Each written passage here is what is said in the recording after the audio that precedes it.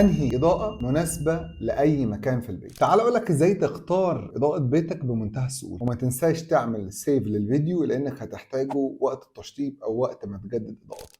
مبدئيا الاضاءة مش زي الدهانات بالارقام، هي درجات اسمها درجات الكلفن. الابيض البارد المايل للازرق اللي متعودين عليه بيكون تقريبا 6000 كلفن، وكل ما قللنا في الرقم الاضاءة بتميل للدفء اكتر اللي هو اللون الاحمر او الاصفر البرتقالي.